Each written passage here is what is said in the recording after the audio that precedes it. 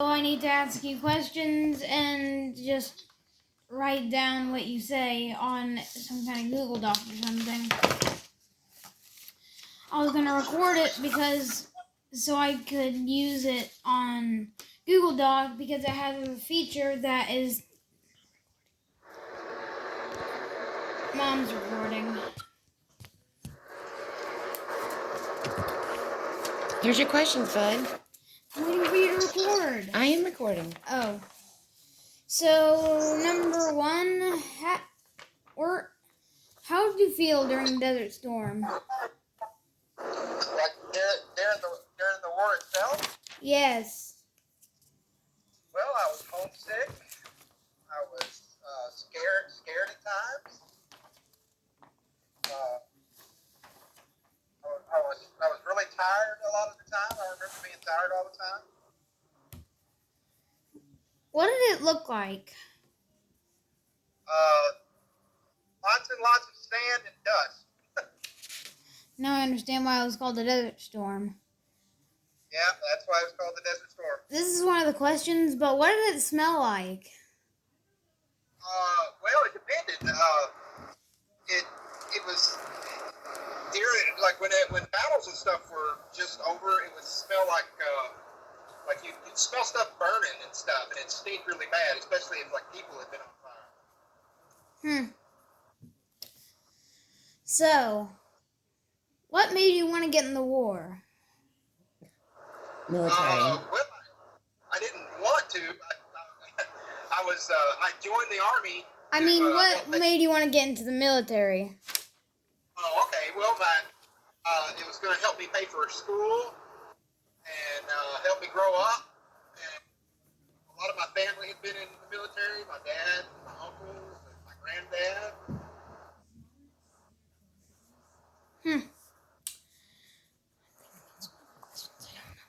Use your paper, baby. How would you grow as a person or learn from this experience? What was that again? How did you learn or grow from this experience? Oh, goodness. Well, it helped me to learn that war is really horrible. It also helped me to learn that it doesn't matter where you come from in the United States. There's a lot of similarities because I was in the army with people from all over the United States, and growing up in Kentucky, I hadn't been around that before.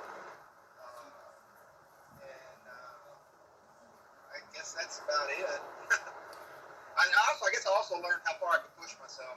That you see things, you find out you can do things that you never thought you could do before. How did this adversity impact you as a person?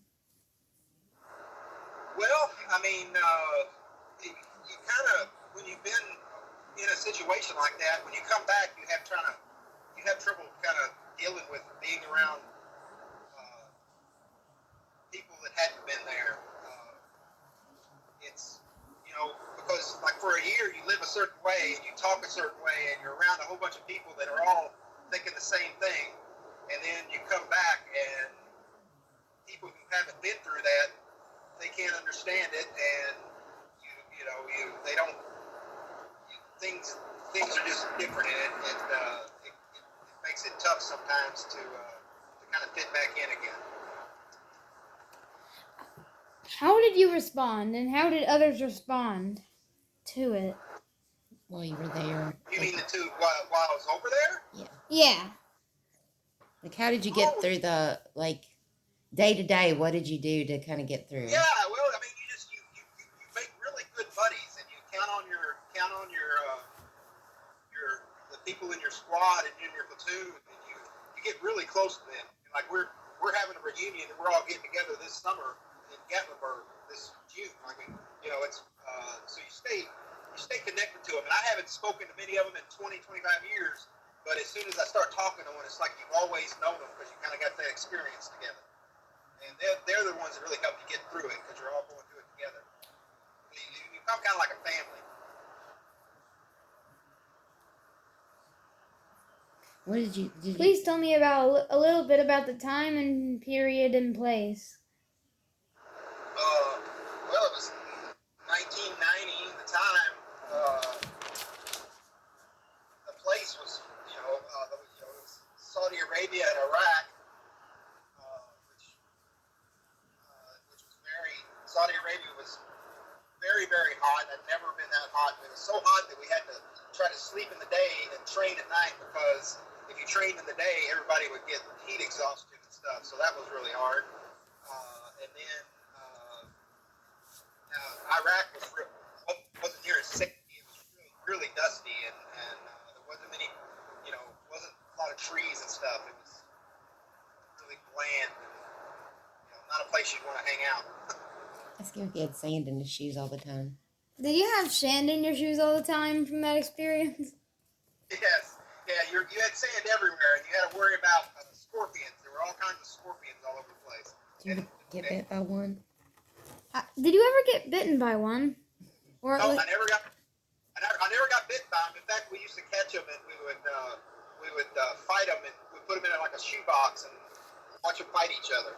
But you always had to shake your shoes, and when you woke up, you had to, anytime you lifted something off the ground, you had to be careful, because the scorpions like to get underneath like your rucksack, and you had your boots off, they climb in your boots, so you always had to be careful for that. And then they had those sidewinders, vipers, the snakes you got to watch out for.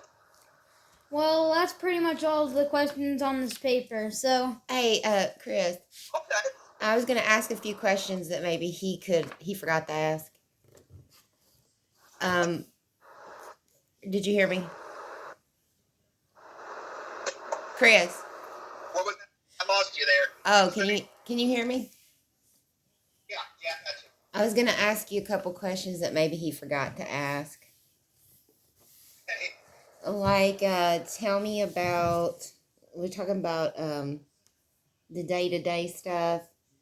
What was like a normal day? Like, I know you said you trained it during the night and slept during the day. Like, what was like a normal breakfast? Well, it depended. If we would spend our weekends back at a base camp, and if you were at the base camp, you actually got to have like a warm, you have eggs and bacon and that kind of stuff.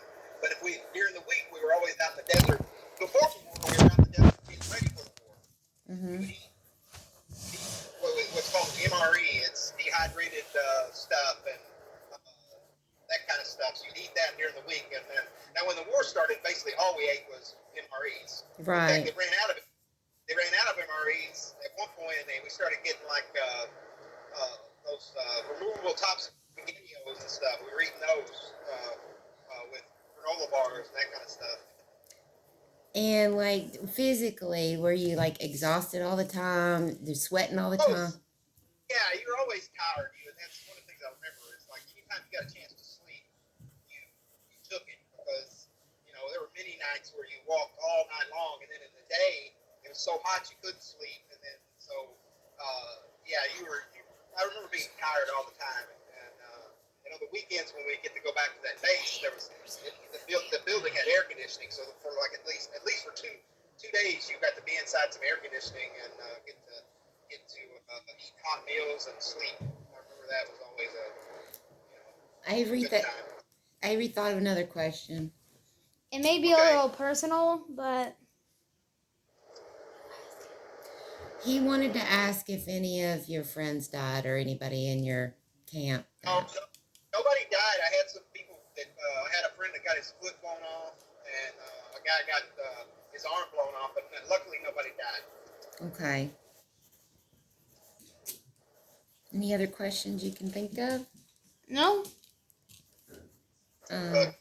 You got to write this thing up or something, or It's it's a writing contest, but his writing teacher wants him to do it. It's a narrative essay, and it's actually a resilience interview is what it's called.